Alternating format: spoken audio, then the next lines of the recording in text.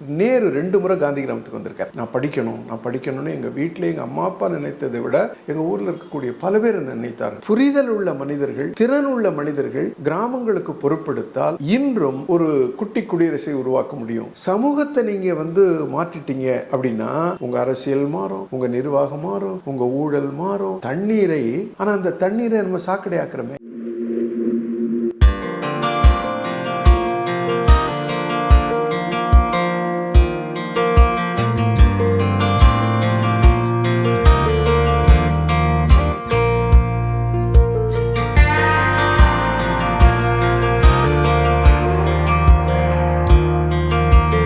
நேயர்களுக்கு வணக்கம்.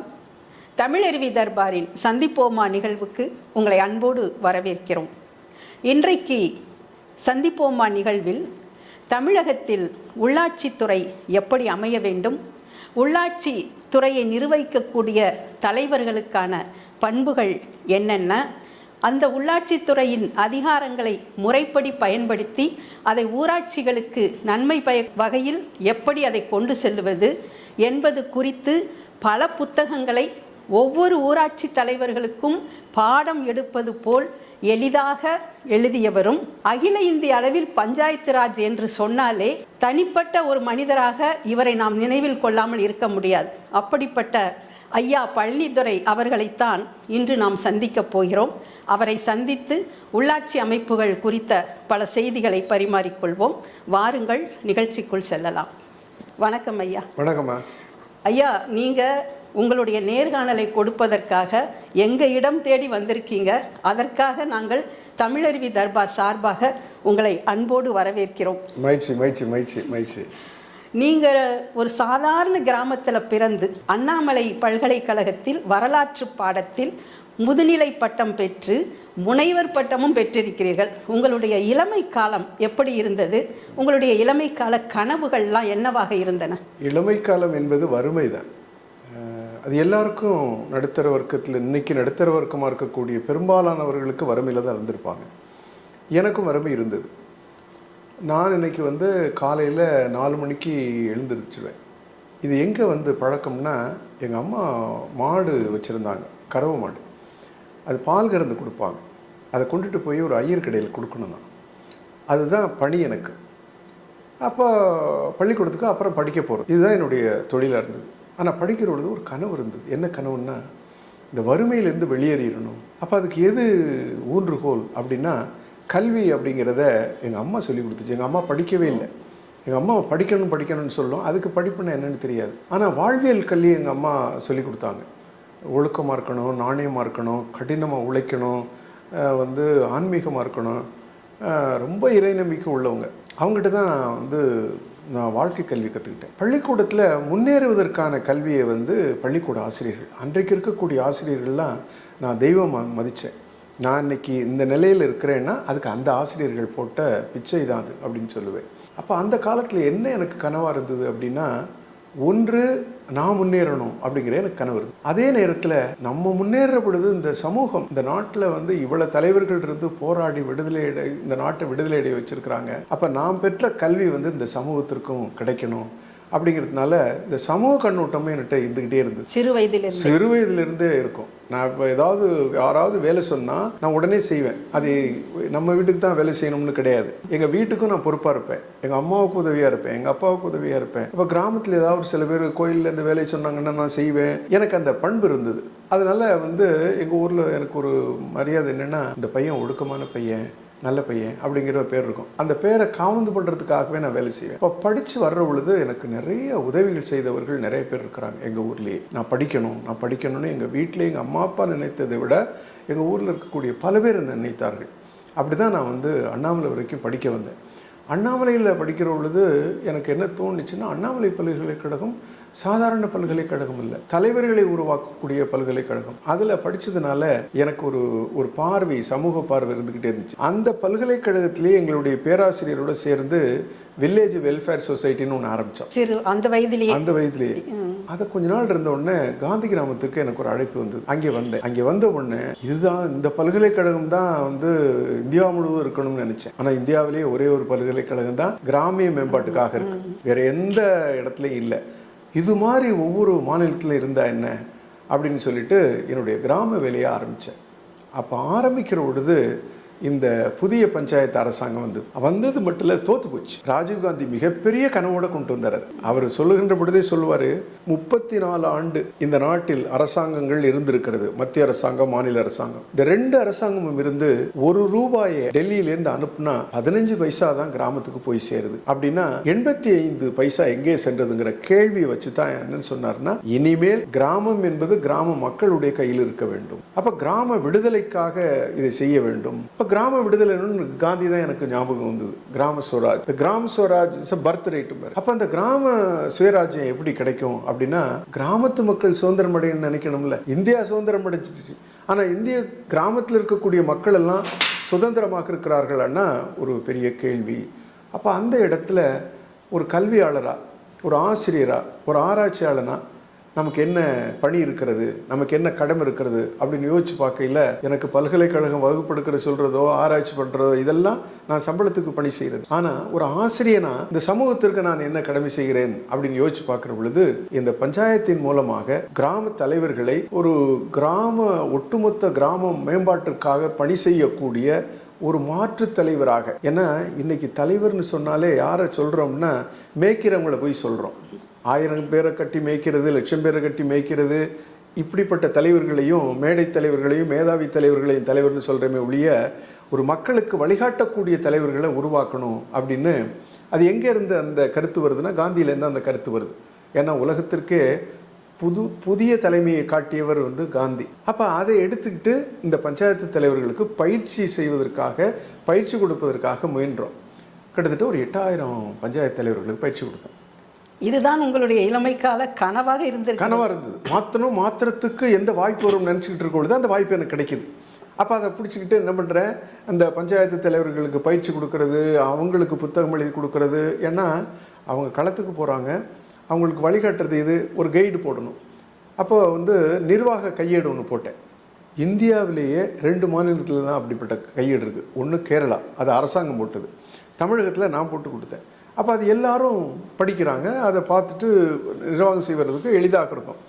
அப்போ அந்த பணியை செய்ய வருகின்ற பொழுது எனக்கு என்ன தோணுச்சு அப்படின்னா, ஒன்றே ஒன்று, இன்றைக்கு இந்தியாவை மாற்றணும்னு நினைக்கிறவங்க அவ்வளோ பேரும் எங்கே வேலை செய்யணும்னா, கிராமத்துக்குள்ளேயும் நகரத்துக்குள்ளேயும் மக்களோட வேலை செய்யணும். அரசியல் கட்சிங்கிறது வேற. இப்ப எல்லாரும் என்னன்னா, இந்த கட்சி வந்தா மாறிடுமா, அந்த கட்சி வந்தா மாறிடுமா, இந்த சட்டம் வந்தா மாறிடுமா, அந்த தொழில்நுட்பம் வந்தா மாறிடுமான்னு நினைக்கிறாங்க. மாறவே மாறாது. கிராமங்களின் வளர்ச்சியில் தான் ஒரு நாடே இதுவாகும். மக்கள் மாறுகின்ற பொழுது, மக்கள் மாற்றம் பெறுகின்ற பொழுது, அவர்கள் மாற்றி சிந்திக்கின்ற பொழுது, அவர்கள் செயல்பாட்டில் பங்களிக்கின்ற பொழுது அது வரும். அதனால தான் அந்த செயல்பாடுகளை எனக்கு அந்த இளமை கால கனவு. அடுத்தது அந்த கனவுல நம்ம இவ்வளவு வறுமையிலிருந்து மீண்டு வந்திருக்கிறோம். அப்ப எல்லாரும் வர முடியும் தானே, அந்த வழிகாட்டுறத செய்வோம். அப்ப அதற்கு என்ன செய்யணும்னா, அப்ப கிராமத்திற்கு ஒரு தலைவர், நல்ல தலைவரை உருவாக்கிட்டோம் அப்படின்னா, அவர் மோசமான தலைவரா நல்ல தலைவரான்னு நம்ம உருவாக்குறது இல்லை, அந்த சமூகம் அவர் தேர்ந்தெடுத்து வச்சிருக்குது. நம்மகிட்ட இருக்கக்கூடிய அறிவின் மூலமாக அவரை மாத்துறதுக்கான சக்தி நம்மகிட்ட இருக்கு. அந்த வேலையை நம்ம செய்வோம்னு தான் இந்த பயிற்சியை கையில் எடுத்தது, அவருக்கு இந்த மேனுவல் போட்டு கொடுத்தது, இந்த கைடு எல்லாம் போட்டு கொடுத்தது அதனுடைய விளைவு தான். நீங்க அண்ணாமலை பல்கலைக்கழகத்தில் பயின்ற போது உங்களுக்கு கிடைத்திருக்கக்கூடிய ஒரு சுவாரஸ்யமான அல்லது மறக்க முடியாத அனுபவங்களை கொஞ்சம் பகிர்ந்து கொள்ளுங்க. ஒரு முறை குன்றக்குடி அடிகளார் பேச வந்தார். அது ஒரு சொற்பொழிவு, அறக்கட்டளை, ராபி சேதுப்பிள்ளை அறக்கட்டளை சொற்பொழிவு 3 நாள் பேசினார். அந்த சொற்பொழிவை போய் கேட்டுக்கிட்டே இருந்தேன். அப்போ திருக்குறளை பற்றி அவர் பேசினார். அந்த திருக்குறளை பேசி சொல்கிற பொழுது, திருக்குறள் அரசாங்கத்துக்கு வழிகாட்டுது, அரசியலுக்கு வழிகாட்டுது, குடும்பத்துக்கு வழிகாட்டுது, சமூகத்துக்கு வழிகாட்டுது.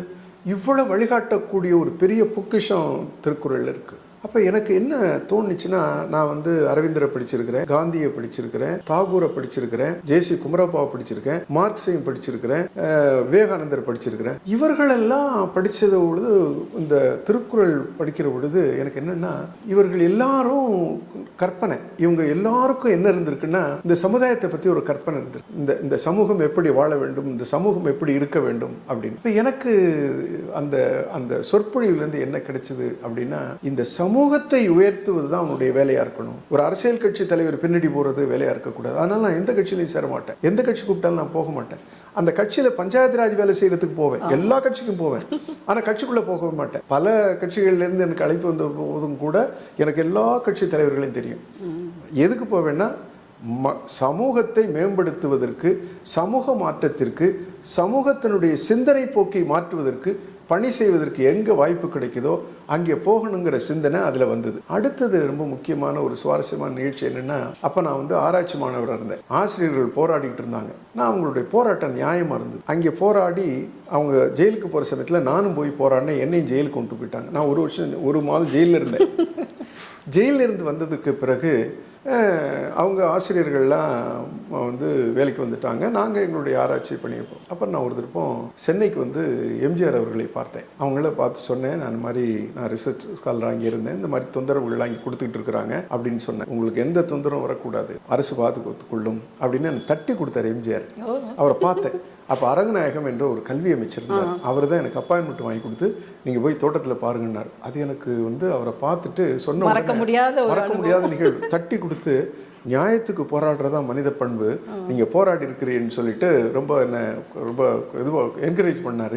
அப்புறம் அதுக்கு பிறகு என்ன பெரிய வேடிக்கை அப்படின்னா, நான் ஜெயிலில் இருந்தேன். அதே பல்கலைக்கழகத்தில் வேலை கிடைச்சி. இப்போ வந்து ராஜா சார் முத்தையா செட்டியார் அவர்கள் தான் வந்து அந்த இதனுடைய இதாக இருந்தார், ப்ரோ சான்சலர் இருந்தார். அவரும் இன்டர்வியூவில் இருந்தார். நான் அந்த இன்டர்வியூக்கு போனேன், எனக்கு பதவி கொடுத்தாங்க. அப்போ என்ன எனக்கு தோணுச்சு அப்படின்னு கேட்டிங்கன்னா, நியாயம் வெல்லும், சத்தியம் வெல்லும், தர்மம் வெல்லும், நம்ம போராடணுங்க நம்ம நிராகரிக்கலை.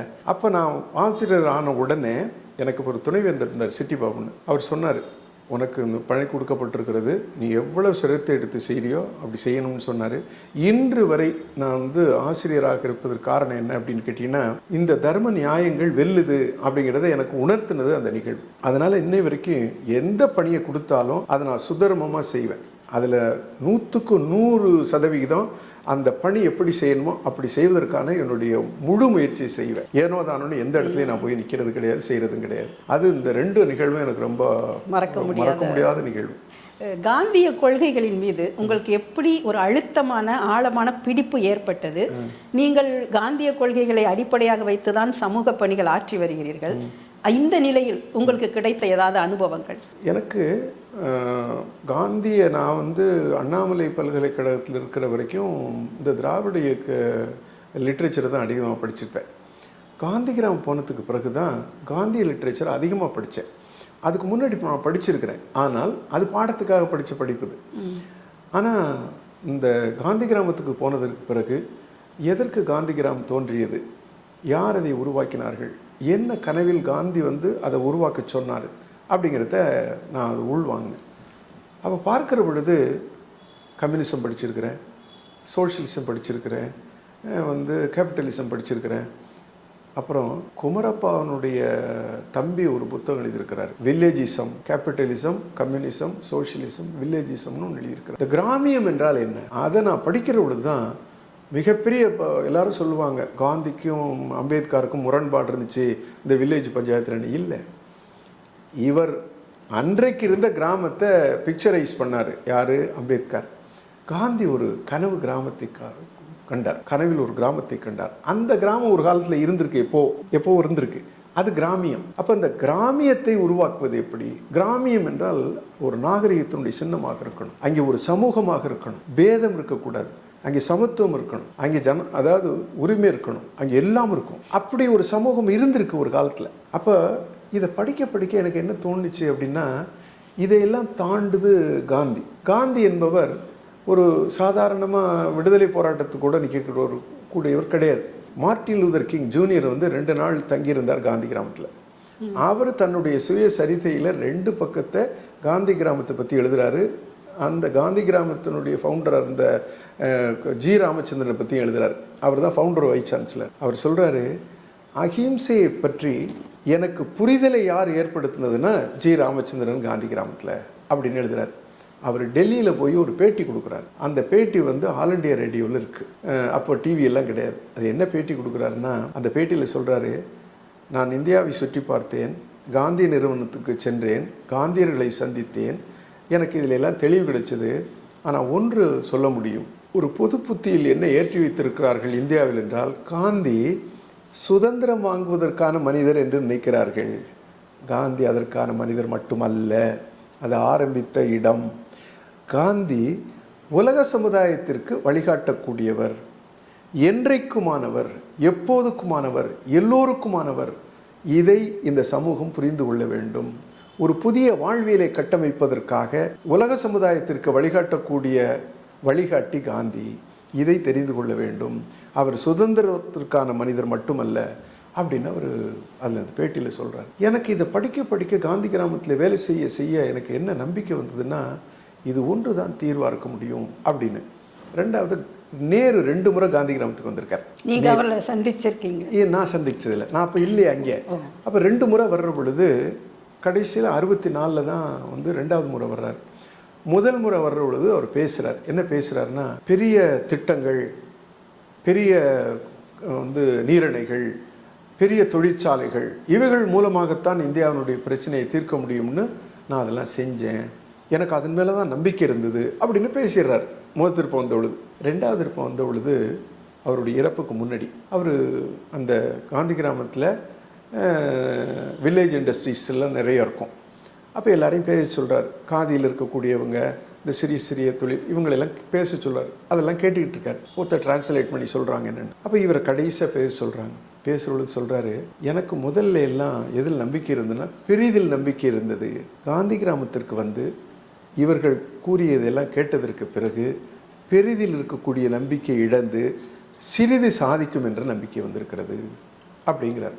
அது என்ன கேள்வின்னா, நம்ம வந்து மத்திய அரசாங்கம், மாநில அரசாங்கம் இது மாற்றிடும், சட்டம் இதெல்லாம் சொல்கிறோம். சிறிய அளவில் கிராமத்தில் உட்காந்து கிராம சமுதாயத்தோட வேலை செஞ்சு நீங்கள் பண்ணிங்கன்னா ஒரு கிராமம் மாறிடும். ஒரு தெருவை மாற்ற முடியும்.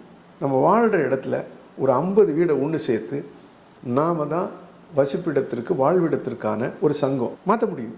ஒரு 50 குடும்பம் ஒன்று சேர்ந்து செயல்படத்தில் என்ன தப்பு? இன்றைக்கு மேற்கு ஐரோப்பாவில் சட்டமன்றம் தோற்று போய் பாராளுமன்றம் தோற்று போன சமயத்தில் இந்த மாதிரி குடும்பங்களுடைய அசோசியேஷன் தான் இப்போ வெற்றி பெறுது. அப்போ எனக்கு அப்பயே என்ன தோணுச்சுன்னு சொன்னால், என்ஜிஓ, சின்ன என்ஜிஓ இருக்கும், அது சுய உதவி குழுக்களோட வேலை செய்வாங்க, அவங்களோட வேலை செய்வாங்க. சில பேர் குழந்தைகளோட வேலை செய்வாங்க, அவங்களோட வேலை செய்கிறது. மாற்றுத்திறனாளிக்கு வேலை செய்வாங்க, அவங்களோட வேலை செய்கிறது. அப்போ நீங்கள் என்ன செய்யலான்னா, பெரிய சாதனையை நீங்கள் செய்வதற்கு சிறிய இடத்தில் சிறிய சிறிய பிரச்சனையை தீர்த்தாலே பெரிய பிரச்சனை குறைய ஆரம்பிச்சிடும். அந்த நம்பிக்கையை யார் தருவதுன்னா காந்தி தான் தந்திருக்காரு. நீ அங்கே வேலை செய்ய, கிராமத்தை மேம்படுத்து, அப்போ அதை செய்ய முடியும். அப்போ அந்த நம்பிக்கையில் நான் காந்தி கிராமத்தில் அந்த காந்தி வந்து ஆழமாக அந்த கிராமியத்தை உருவாக்க வேண்டும் அப்படிங்கிற சிந்தனையில் இருந்ததுனால அதை முயற்சி பண்ணுறோம். அது வெற்றி பெற்றதா? எத்தனை கிராமம் அப்படி வந்திருக்கு அப்படின்னு சொன்னால், இன்றைய சூழல் சந்தை சூழல். இன்னைக்கு முழுவதும் மார்க்கெட்டு தான் டெட்டர்மைன் பண்ணுது. ஒரு தற்சார்பு கிராமத்தை உங்களால் உருவாக்க முடியும், உருவாக்கி இருக்கு. பல கிராமங்கள், நல்ல கிராமங்கள் இருக்கு, அதை வந்து செய்ய முடியும். அந்த நம்பிக்கையை தான் மீண்டும் மீண்டும் என்ன பஞ்சாயத்தில் வேலை செய்ய வைக்குது. காந்தி கிராமிய பல்கலைக்கழகத்தில் நீங்கள் துணைத் தலைவராக பொறுப்பேற்று ஆற்றிய பணிகள் என்ன, சாதித்த சாதனைகள் என்ன? முதல்ல நான் செஞ்ச பணி அப்படின்னா, பஞ்சாயத்துக்கு பல்கலைக்கழகத்தில் வந்து பாடத்திட்டங்கள் வகுத்தது, இதெல்லாம் வந்து ரொட்டீன் அசைன்டு ஃபங்க்ஷன் நான் சொல்கிறது. மேலே இருந்து ஆர்டர் வருது, நீ வாத்தியார் இந்த வேலையை செய்யணும், டீச் பண்ணணும். இதெல்லாம் இந்த 3வது பணி வந்து யாரும் எனக்கு தரவில்லை. 3வது விரும்பி எடுத்துக்கிட்டேன். அது அஸ்யூம்டு ஃபங்க்ஷன், அது நானாக எடுத்துக்கொண்டேன். கிராமத்திற்கு செல்வது, கிராம மக்களுடன் வந்து உரையாடுவது, அவர்களுக்கு உதவி செய்வது, அவர்களுடன் பணி செய்வது என்பது நானாக எடுத்துக்கொண்ட பணி. அதனால முதல்ல வந்து இந்த புதிய பஞ்சாயத்துக்கு வந்து ஒரு விழிப்புணர்வை பல பேர்கிட்ட ஏற்படுத்த வேண்டியது. என்ன விழிப்புணர்வு அப்படின்னா, பல பேருக்கு தெரியாது. இன்றைய வரைக்கும் படித்தவங்க கூட லோக்கல் பாடிஸும்பாங்க. அது லோக்கல் பாடி இல்லை, லோக்கல் கவர்மெண்ட். எப்போ அரசமைப்பு சாசனத்தில் 9வது பகுதியிலையும் 9A சேர்க்கப்பட்டு விட்டதோ அப்போ இது அரசாங்கமாக வந்து விட்டது. அதில் போட்டிருக்கு. இப்போ இன்னமும் எல்லாரும் என்ன சொல்லிக்கிட்டு இருப்பாங்கன்னா, லோக்கல் பாடிம்பாங்க. அது உள்ளாட்சி என்பது அரசாங்கம். அப்போ அதை தான் போய் சொல்கிறேன். 3 அரசாங்கம் வந்துருச்சு. மத்திய அரசாங்கம், மாநில அரசாங்கம், உள்ளாட்சி அரசாங்கம். 3வது அரசாங்கம் இது. அது மக்களுக்கு பக்கத்தில் இருக்க அரசாங்கம். மக்கள் பாராளுமன்றம்னு ஒன்று வந்துருச்சு. எது? கிராம சபை. அப்போ கிராம சபைன்னா என்ன அப்படின்னா, ஓட்டு போட தகுதி உள்ள அத்தனை பேரும் அந்த பாராளுமன்றத்தில் உறுப்பினர்கள். அது அரசமைப்பு சாசனத்தால் உருவாக்கப்பட்டது. எப்படி லோக்சபா இருக்குதோ அப்படிதான் கிராம சபா இருக்கு. இதை நான் சொல்லலை, சுப்ரீம் கோர்ட்டில் ஒரு ஜட்ஜ்மெண்ட்டில் சொல்லுது. ஒருத்தர் கிராம சபையில் தீர்மானம் நிறைவேற்றுறாரு, அதை கலெக்டர் ஹானர் பண்ண மாட்டேங்கிறாரு, அவர் சுப்ரீம் கோர்ட்டுக்கு எடுத்துகிட்டு போயிட்டார். இது ஒரு அரசாங்கம்னு சொல்கிறாங்க, இது பார்லமெண்ட்னு சொல்கிறாங்க, எங்களுக்கு அதிகாரம் கொடுத்ததை சொல்கிறாங்க. இந்த அதிகாரத்தை வச்சு எங்களுடைய வாழ்வாதாரம்லாம் பாழாக போச்சு, அதனால் ஒரு கம்பெனி எங்கள் பக்கத்தில் இருந்து எங்களுடைய வாழ்வாதாரத்தை கெடுக்குது, அதை நீங்கள் மாற்றணும்னு சொல்லி தீர்மானம் போட்டோம். யாரும் கேட்கல, சுப்ரீம் கோர்ட்டில் போட்டாங்க. சுப்ரீம் கோர்ட் ஜட்ஜ்மெண்ட்டில் என்ன சொல்கிறாங்கன்னா, மத்திய அரசாங்கத்துக்கு பதில் வாங்கி என்ன சொல்கிறாங்க, கிராம சபை என்பது அரசமைப்பு சாசனத்தால் உருவாக்கிய மக்கள் பாராளுமன்றம். No way it is inferior to Lok Sabha, it is equivalent to that of Lok Sabha. ஆக இந்த கிராம சபை அவர்களுக்கு கொடுத்த அதிகாரத்திற்கு உட்பட்டு முடிவெடுத்து விட்டால் அதை யாரும் மாற்ற முடியாது அப்படின்னு ஒரு ஜட்ஜ்மெண்ட் வந்துருச்சு. ஆனால் அதை எப்படி பண்ணி வச்சிருக்கோம்னா, அறியாமையினுடைய உச்சம் கையெழுத்து வாங்கிட்டு ஒரு டீ படையை கொடுத்து கையெழுத்து வாங்கி வச்சுட்டோம். அப்போ இதை பற்றிய ஒரு புரிதலை உருவாக்குவதற்காக 30 வருஷமாக களத்தில் போராடிட்டு இருக்கோம். இது அரசாங்கம், கிராம சபை என்பது உங்களுடைய பாராளுமன்றம், பங்கேற்பது உங்களுடைய கடமை, உங்களுடைய பொறுப்பு, அதில் என்னவெல்லாம் செய்ய முடியும், அதுக்கு ஒரு சின்ன புத்தகம் போட்டோம். கிராம சபையினுடைய அதிகாரங்கள் என்ன, அது எப்படி நடத்தணும். இன்றைக்கும் கூட சிறப்பாக நடத்தக்கூடிய கிராம சபை இருக்கு, இல்லைன்னு சொல்ல முடியாது, இருக்கு. அதுக்கு முதல்ல ஒரு அவேர்னஸ், அடுத்தது ட்ரைனிங் ஆரம்பிச்சோம். அப்போ பஞ்சாயத்து தலைவர்களுக்கு ட்ரைனிங் கொடுக்குறது. அப்படி கொடுக்குற பொழுது என்ன சிக்கல் வரும் அப்படின்னா, எல்லா பஞ்சாயத்து தலைவர்களும் ஒரு மாதிரி இருக்க மாட்டாங்க, அதில் பெண்கள் இருக்காங்க கணிசமான அளவில். அப்போ நாங்கள் என்ன பண்ணோம்னா, அந்த 8000ல் 5000 பேர் பெண்களும் தலித்துக்களும். அப்போ அவங்களுக்கு பயிற்சி கொடுக்கணும், செப்பரேட்டாக கொடுக்கணும். ஏன்னா அவங்கள ஒன்றா வச்சு நீங்கள் கொடுத்தீங்கன்னா ஏதோ அதிகாரம் இருக்குன்னு சொல்லிக்கிட்டு இருப்போம். இல்லை, அதிகாரம் என்பது கொடுப்பதில்லை, அது எடுப்பது. அப்போ எடுப்பதற்கு நீங்கள் என்ன செய்யணும், நீ என்ன செய்யணும். அப்போ பெண்ணுன்னா பெண்களுடைய மேம்பாட்டுக்கு என்னவெல்லாம் திட்டங்கள் இருக்கு, தலித்தனுடைய மேம்பாட்டுக்கு என்னவெல்லாம் திட்டங்கள் இருக்கு. அப்போ இதெல்லாம் அவங்ககிட்ட நீங்கள் சொல்லிக் கொடுக்கணும். அதை நாங்கள் சொல்லிக் கொடுப்போம். அது பயிற்சி நிலையில். அப்புறம் அடுத்து என்ன பிரச்சனை அப்படின்னா, இந்த பெண்களுக்கு இயல்பாக கூட்டமாக இருந்தால் துணிச்சலாக இருப்பாங்க, தனியாக இருந்தால் பயப்படுவாங்க. அப்போ அவங்களுக்கு ஒரு சங்கம் வச்சு கொடுத்து அவங்கள பேச வச்சு,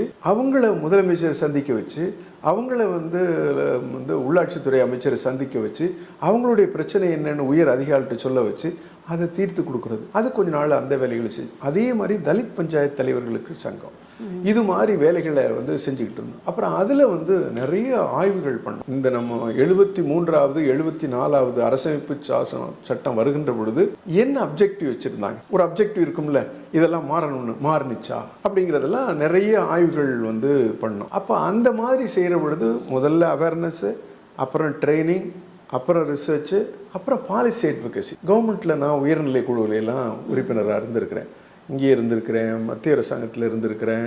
நிதி நிறுவனங்கள், பெரிய பெரிய நிதி நிறுவனங்கள், இந்த உள்ளாட்சிக்கு ஃபண்டு கொடுக்கறது, ஃபோர்டு, வேர்ல்டு பேங்க்கு, யூனிசெஃப், இது மாதிரிலாம் இருந்திருக்குது. அங்கெல்லாம் போய் பணி செய்திருக்கேன், அவங்களுக்காகவும் பணி செஞ்சுருக்கிறேன். அவங்களும் எங்களுக்கு நிறைய நிதி உதவி பண்ணி இந்த பயிற்சி கொடுக்க சொல்கிறது, இந்த பாடத்திட்டங்கள் உருவாக்குறது எல்லாத்துக்கும் அதை பண்ணியிருக்கிறாங்க. அதனால் அது ஒரு தொடர் பணி. அதை இன்னை வரைக்கும் செஞ்சுட்டு இருக்கேன். நான் 2018 ரிட்டையர் ஆனேன், இன்றைய வரைக்கும் செஞ்சுக்கிட்டு இருக்கேன். நேற்று கூட திருவள்ளூரில் 2 நாள் பயிற்சி கொடுத்தோம். நமக்கு செயல்படணும், சமுதாயத்துக்கு செயல்படணுங்கிற ஒரு நல்ல சிந்தனை இருந்ததுன்னா நீங்கள் எதை பற்றியும் கவலைப்பட வேண்டியதில்லை. அதுக்கு ஆதரவளிப்பதற்கு 1000 பேர் இருக்காங்க. அது நான் நிறுவனமாக பார்த்துக்கிட்டே இருக்கிறேன். நல்ல வேலை சமூகத்திற்கு செய்வதற்கு நாம் தயாராக, ஒரு ஆசிரியர் தயாராக பல்கலைக்கழகத்தில் இருந்தால் நீங்கள் என்ன வேலை வேண்டாலும் செய்யலாம். அதற்கு ஆதரவளிப்பதற்கு அரசாங்கம் தயாராக இருக்கும். இப்போ எனக்கு பல சமயத்தில் அரசாங்கம் தான் ஹெல்ப் பண்ணிச்சு. இந்த நிகழ்வுகள் நடத்துறதுக்கெல்லாம் அரசாங்கம் தான் உதவிகளை செஞ்சது. அதனால் அந்த பணி இன்னை வரைக்கும் தொடரும். நீங்கள் பஞ்சாயத்து ராஜ் பற்றி ஒரு பெரிய ஆராய்ச்சியே செஞ்சுருக்கீங்கன்னு தான் சொல்லணும். பஞ்சாயத்து ராஜ் பற்றிய ஒரு விழிப்புணர்வை மக்களிடம் கொண்டு போய் சேர்க்கணுங்கிறதுக்காக நிறைய புத்தகங்களும் எழுதியிருக்கீங்க. ராஜீவ்காந்தி பஞ்சாயத்து இருக்கையில் தேசிய அளவில் பேராசிரியராகவும் பொறுப்பேற்றிருக்கீங்க. ஒரு உள்ளாட்சித்துறை எப்படி செயல்பட வேண்டும் என்பதற்கான அடித்தளத்தை அமைப்பதற்கு ஒரு வேள்வியே நடத்தியிருக்கீங்கன்னு சொல்லலாம். இந்த உங்களுடைய உழைப்புக்கும் இந்த அர்ப்பணிப்புக்கும் ஒரு அங்கீகாரம் இந்த சமூகத்தில் உங்களுக்கு கிடைத்திருக்கிறதா? நான் பெரும்பாலும் அங்கீகாரத்துக்காக நான் வேலையை செய்யலை. என்னுடைய கடமையாக, என்னுடைய பொறுப்பாக அதை செய்கிறேன். இந்த அரசாங்கங்கள் தேடுகின்ற பொழுது என்ன தான் தேடுவாங்க, கூப்பிடுவாங்க, கமிட்டியிலெல்லாம் போடுவாங்க. நாம் பலதெல்லாம் ரெக்கமெண்ட் பண்ணோம். அது நடைபெறுதா அப்படின்னா அங்கே போகணுன்னு பல அரசியல் இருக்கும். இந்த அதிகார அரசியல் இருக்கு பாருங்க, அது ஒரு வித்தியாசமான அரசியல். அங்கே அது நடைபெறுதா இல்லைன்னு ஆனால் எனக்கு சமூக அங்கீகாரம் நிறைய, சமூகம் அங்கீகாரம் நிறைய. என்ன அப்படின்னா, இன்னைக்கு வந்து பல பஞ்சாயத்து தலைவர்களை நீங்கள் கேட்டிங்கன்னா என்ன பேர் சொல்லுவாங்க, அது வந்து தெரியும். அதாவது ஒரு அரசாங்க அங்கீகாரம் பண்ணணுங்கிறதுக்கு நான் இது வரைக்கும் இந்த அவார்டுக்கெல்லாம் அப்ளை பண்ணலை. ஆனால் எனக்கு சமூகத்தில் நிறைய பேர் அவார்டு கொடுத்துருக்காங்க. நான் விஆர் கிருஷ்ணய்யர் அவார்டு வாங்கியிருக்கிறேன், கிருஷ்ணம்மாள் இது ஜெகநாதன் அவார்டு வாங்கியிருக்கிறேன், இவங்க சக்தி மசாலா ஒரு அவார்டு கொடுத்தாங்க.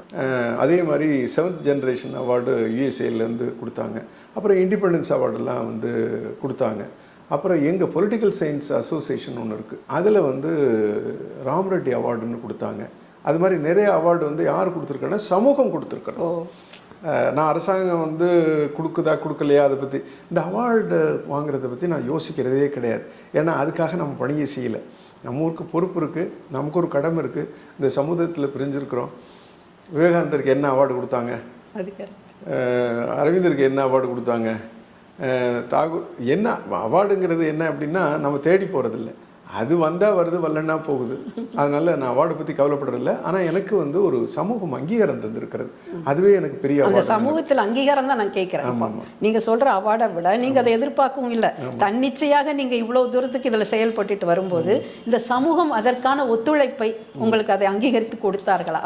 அது தருது. என்ன தருது அப்படின்னு கேட்டிங்கன்னா, இப்போ நான் ஒரு செயல்பாடு செய்யணும்னு வச்சுங்களேன், நான் பல்கலைக்கழகத்தில் இருக்கிறது பல்கலைக்கழகம் ஒரு நிதி கொடுக்கும், இதை செய்யுங்க அப்படின்னு. நான் பல்கலைக்கழகத்தை விட்டு வந்துட்டேன். வந்ததுக்கு பிறகு இப்போ ட்ரைனிங் ப்ரோக்ராம் நடத்துவேன், இப்போ கான்ஃபரன்ஸ் நடத்துவேன். எனக்கு நிதி தர்றதுக்கு ஆள் நிறைய பேர் இருக்கிறாங்களே, அப்போ எப்படி தர்றாங்க? அப்போ ஒரு நம்பிக்கை ஏற்படுத்தி வச்சுருக்கிறேன்ல, இவர் செய்வார், இவர் பணி செய்கிறது நமது சமூகத்துக்கு தேவை அப்படின்னு நினைக்கிறதுனால நான் அதை தான் அங்கீகாரம்னு நினைப்பேன். நான் ஒன்று செய்யணும்னு நினைக்கிற பொழுது பணம் இல்லைன்னு நான் இயங்குறதே கிடையாது. நான் செய்யணும்னு ஒருத்தர் சொல்லிட்டேன்னா அவர் பொறுப்படுத்துருவார், அந்த பணி நடக்குது. அப்போ அது ஒரு பெரிய அங்கீகாரம் எனக்கு. அப்போ இன்றைய வரைக்கும் பல பல்கலைக்கழகங்களுக்கு நான் போய்கிட்டே இருக்கிறேன், சமூகத்தில் நடக்கக்கூடிய நிகழ்வுகளுக்கு போய்கிட்டு இருக்கேன், அரசாங்கத்திற்கு ஆலோசனை கூறுவதற்காக போய்கிட்டு இருக்கிறேன். அது எனக்கு வந்து இந்த அவார்டெல்லாம் பெருசாக அதைத்தான் நான் நினைப்பேன்.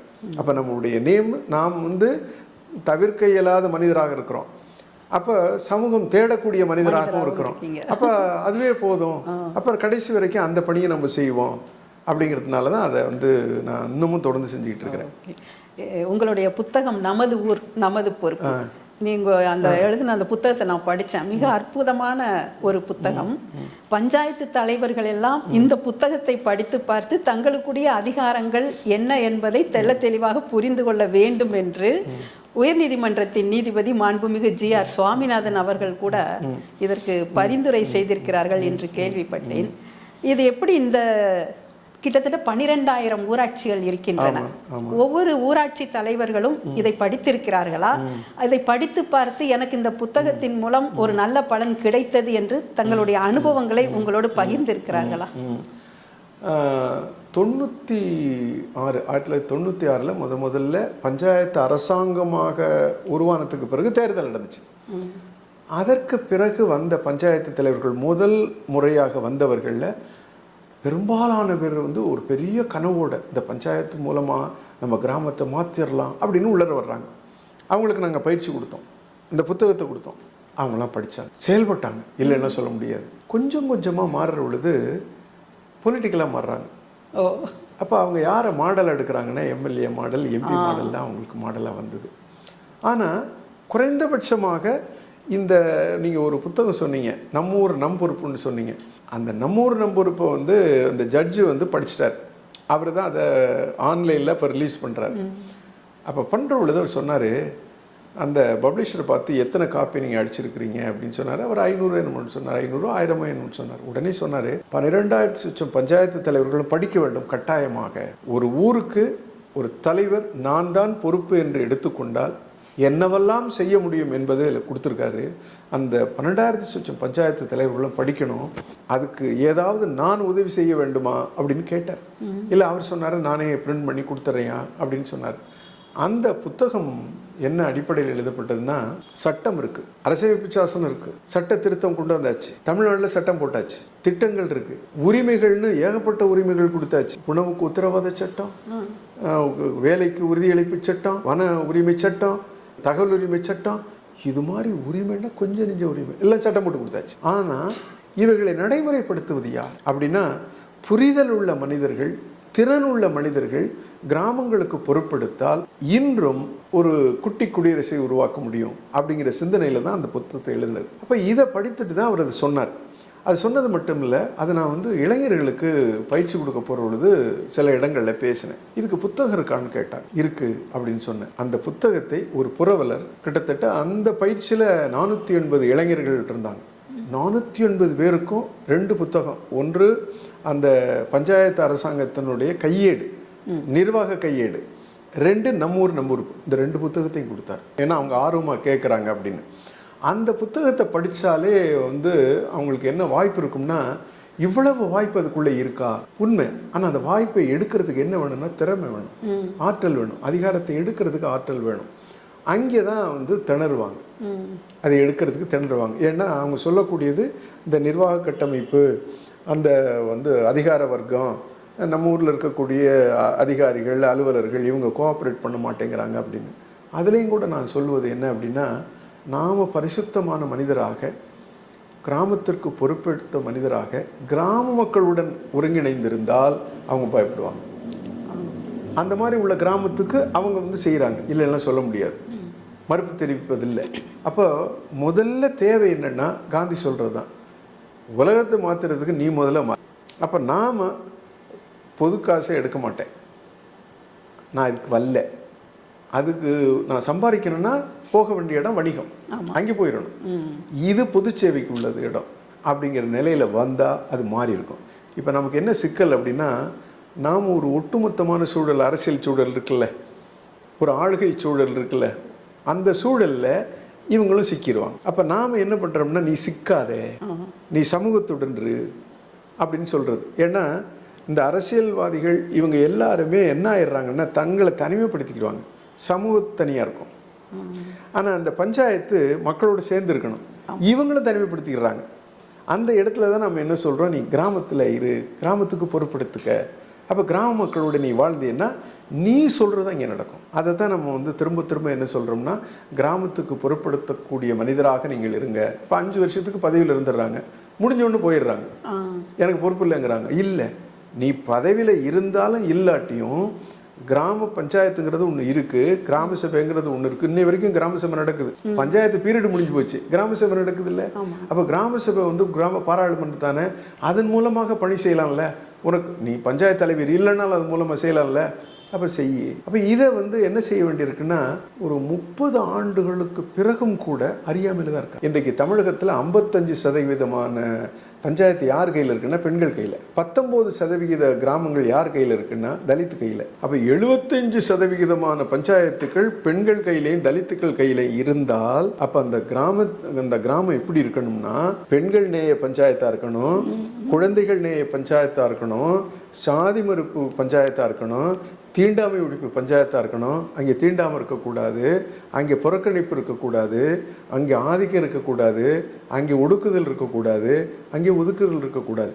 ஏன்னா இந்த 2 செக்மெண்ட் தான் இருக்காங்க. ஆனால் பாவம் அவர்களால் செயல்பட முடியல. அப்போ இதற்குத்தான் நம்ம என்ன செய்ய வேண்டியிருக்குன்னா, அவங்கள மீண்டும் மீண்டும் அவங்கள அதுக்கு தயார் பண்ண வேண்டியிருக்கு. அப்போ அந்த பணியை தான் இப்போ செஞ்சுக்கிட்டு இருக்கிறோம். என்ன அப்படின்னா, பொறுப்பெடுத்துக்க, நீ அதிகாரத்தை நோக்கி போகாத, அதிகாரம் வரும் போகும், பொறுப்புங்கிறது நம்மகிட்ட எப்போது இருக்கும். பொறுப்பெடுத்தா நம்மளுது, அதிகாரங்கிறது மேலேருந்து வர்றது. பொறுப்புங்கிற உணர்வு வரும்போது அது நம்மை சார்ந்தது என்ற உணர்வோட உணர்வு வரும். அதுக்காகத்தான் அந்த நோக்கி இந்த பயிற்சிகள் எல்லாம் நகர்த்துறது, பொறுப்பெடுக்க வைப்பது. அதை வந்து நீங்கள் அது இந்த போட்டி போடுறதுக்கு முன்னாடியே அவங்களை தயார் பண்ணுறது, அந்த வேலையை தான் இப்போ செஞ்சுக்கிட்டு இருக்கோம். அடுத்த தேர்தலுக்கான வேலைகளை செஞ்சுட்டு இருக்கோம். கிட்டத்தட்ட ஒரு 1000 இளைஞர்களை தயார் பண்ணி வச்சிருக்கிறோம். இப்போ உள்ளாட்சி துறையில் நிர்வகிக்கக்கூடிய அந்த தலைவரின் பண்புகள் எப்படி இருக்கணும் அப்படின்னு நீங்கள் திரும்ப திரும்ப வலியுறுத்தி சொல்லி கொண்டே தான் இருக்கீங்க. இப்போ கொஞ்ச நேரத்துக்கு முன்ன கூட சொன்னீங்க, பொது பணம்ங்கிறது இறைவனோட சொத்து, அதை எடுத்து என் குடும்பம் வளர்ந்தால் அது எனக்கும் என் குடும்பத்திற்கும் அவமானம், அதை விட பிச்சை எடுப்பதே மேல் என்று நினைக்கின்ற ஒரு தலைவன் வர வேண்டும் என்று நீங்க குறிப்பிட்டு இருக்கீங்க. அப்படி ஒரு தலைவன் வந்து விட்டால் மற்ற நன்மைகள் தானாக வந்து சேரும் வேற சொல்றீங்க. இன்றைக்கு சூழ்நிலை எப்படி இருக்குது? ஒவ்வொரு அமைப்பிலுமே ஊழல் மலிந்து இருக்கிறதே. இந்த ஊழல் மலிந்த இந்த சூழ்நிலையில் உங்களுடைய அந்த உயரிய நோக்கம் நிறைவேறும் நினைக்கிறீங்களா? நிறைவேறும். ஏன் அப்படின்னு கேட்டிங்கன்னா, என்னை பொறுத்தவரையில் ஊழல் என்பது இது ஒரு ஒரு அமெரிக்க பேராசிரியர் சொன்னார். என்ன சொன்னாருன்னா, அமெரிக்காவிலேயும் ஊழல் இருக்கு, ஆனால் நாங்கள் அப்படி பேசிக்கிட்டு இல்லை, அந்த ஊழலை நான் எப்படி கட்டுப்படுத்துவோம்னு நாங்கள் யோசிக்கிறோம், அதை பற்றி கற்று எழுதுகிறோம், அதை பற்றி அரசுக்கு ஆலோசனை சொல்கிறோம், அதை பற்றி யாராவது கோர்ட்டுக்கு போகணும்னா பேச சொல்கிறோம், இந்த வேலையை செய்கிறோம். இந்தியாவில் ஊழலை பேசிக்கொண்டே இருக்கிறார்கள், அதை தவிர்ப்பதற்கான வழிமுறைகளை கண்டுவில்லை.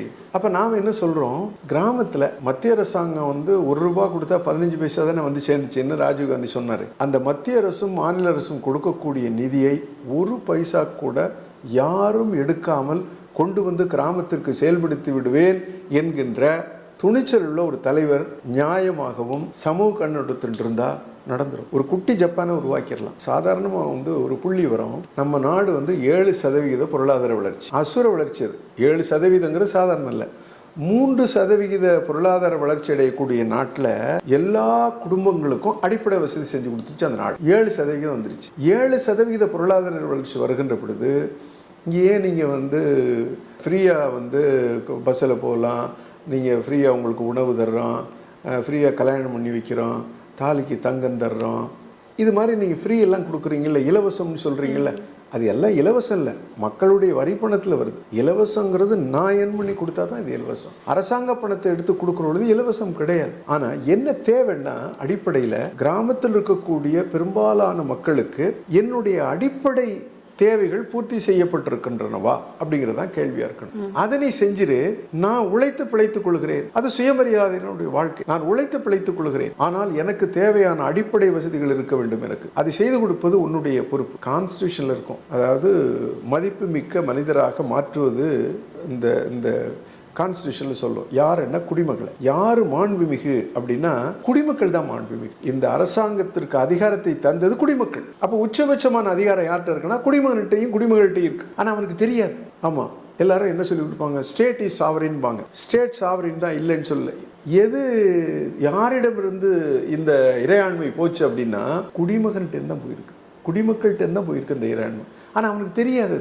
அந்த இறையாண்மை மிக்க மனிதன் மாண்புமிகு மக்களாக மாற வேண்டும். எப்படி மாண்புமிகு மக்களாக மாறுவார்கள் அப்படின்னா, இப்ப நாம எப்படி வச்சிருக்கோம் அப்படின்னா, நீ வந்து ஒரு பயனாளி, பயன் கிடைக்கலன்னா மனுதாரரை மாறிக்கணும் தான் வச்சிருக்கிறோம். ஆனா கான்ஸ்டிடியூஷன் என்ன சொல்லுது, குடிமக்களை அரசாங்கம் என்ன செய்யணும், அடிப்படை வசதியை செய்து கொடுத்து ஒரு மரியாதையுடைய வாழ்க்கையை வாழ்வதற்கு அவனுக்கு வசதி செஞ்சு கொடுத்துரும். அது அரசாங்கம் செய்யணும். சரி, குடிமக்கள் என்ன செய்யணும், குடிமக்களுக்குடைய கடமையை பொறுப்புகளை அவன் நிறைவேற்றணும். அப்பதான் இவனுக்கு மேன்மை வரும்.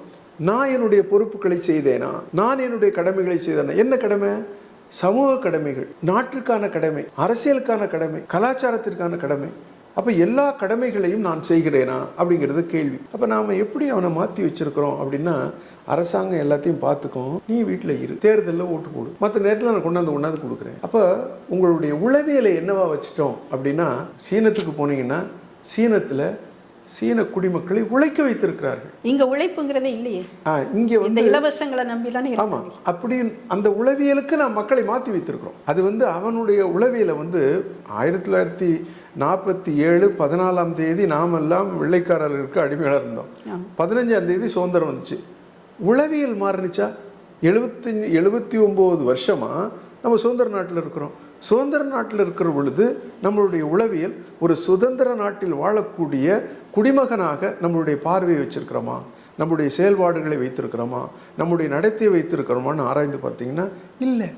எங்கேயாவது வகையில் நாம் என்னவாயிருப்போம்னா அடிமையாக தான் இருப்போம். சுதந்திரமாக வாழ்வதற்கு என்ன தேவைன்னா கடுமையான கட்டுப்பாடுகள் தேவை, சுய ஒழுக்கம் தேவை, நல்ல பண்புகள் தேவை, கண்ணியம் தேவை. அப்போ நம்ம இதெல்லாம் வந்து சமூகத்தில் சொல்லி கொடுத்துருக்கோமா? நீ குடிமகனாக இருக்கோம்னா குடிமக்களாக வாழணும்னு சொன்னால் இதெல்லாம் தேவைன்னு சொல்லி கொடுத்துருக்கோமா? இல்லை. அப்போ தான் நம்ம என்ன சொல்கிறோம்னா, கிராம சபை என்பது மக்கள் பாராளுமன்றம், அங்கே அங்கே இதை பற்றி விவாதம்.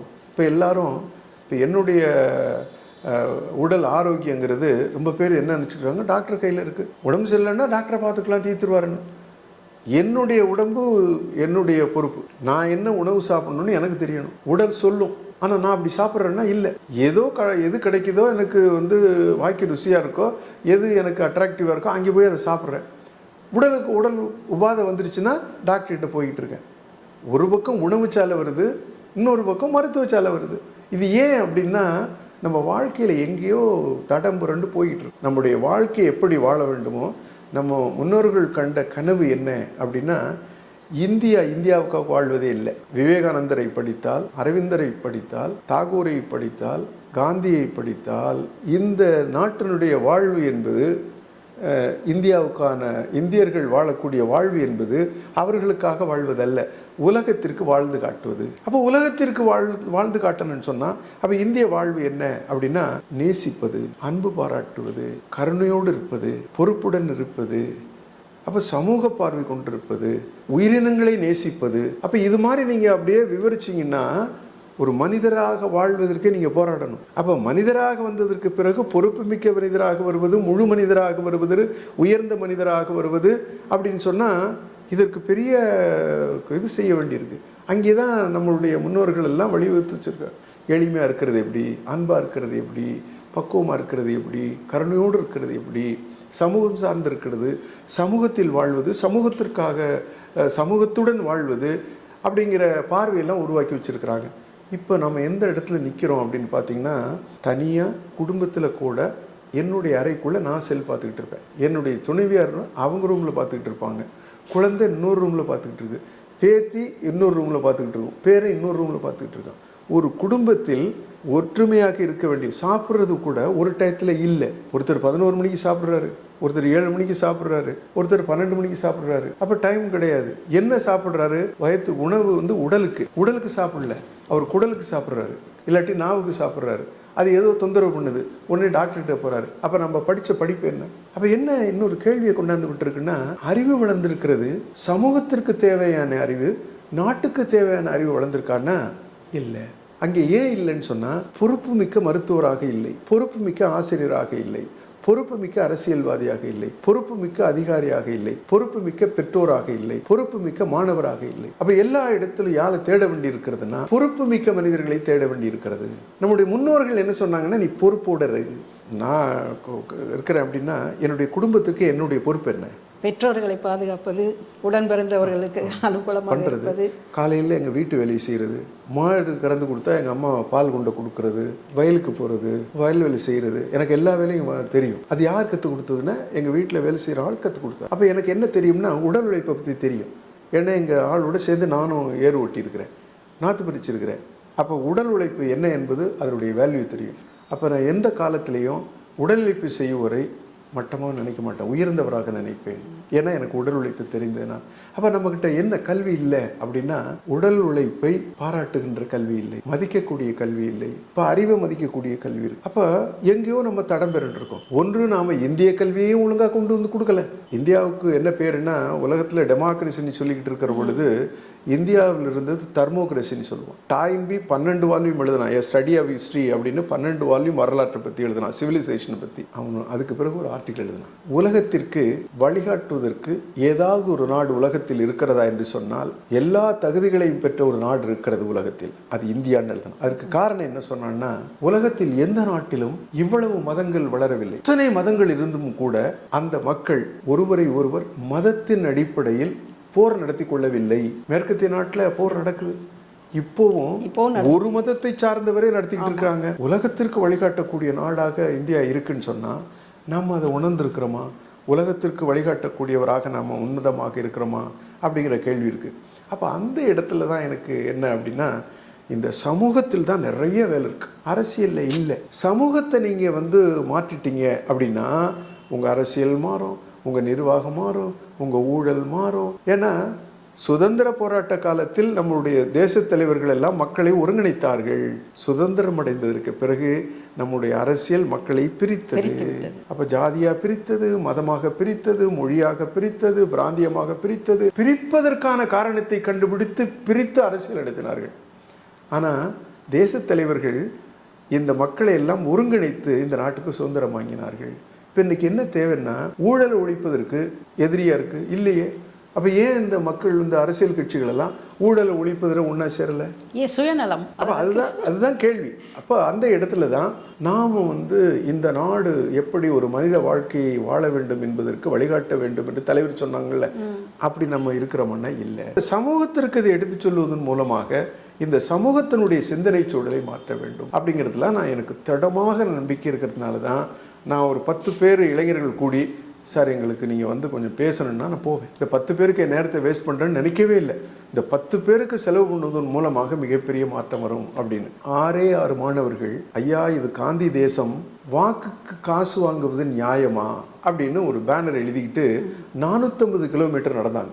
6 பேர் முனை அமைப்புன்னு அவங்க வச்சுக்கிட்டு 6, அதுவும் கல்லூரி மாணவர்கள். அவங்க காந்தி கிராமத்துக்கு வந்தாங்க, என்னை கூப்பிட்டு கொஞ்சம் பேசுங்கன்னு. அவங்ககிட்ட நான் பேசினேன். அவர்கள் மீண்டும் ஒரு முறை அதே மாதிரி 450 கிலோமீட்டர் நடந்தாங்க. அப்போ அந்த 6 பேர் என்ன ஒரு லட்சியம், எத்தனை கல்லூரிகள் இருக்கிறது, எத்தனை பல்கலைக்கழகம் இருக்கு, அவ்வளோ இளைஞர் வரல, ஆனால் 6 பேர் வந்தாங்க. ஆனால் இந்த திருப்பம் அது வேலை செஞ்சுது. கிட்டத்தட்ட ஒரு அதாவது பள்ளிக்கூடத்தில் இருக்கக்கூடிய 2000 மாணவர்கள் அவர்கள் என்ன செய்தார்கள் என்று சொன்னால் பிட் நோட்டீஸ் அதை ஒரு எழுதி கொடுத்தோம். அதை ஒரு புரவலர் என்ன பண்ணாருன்னா பல்லாயிரக்கணக்கில் வந்து அடிச்சு கொடுத்தாரு.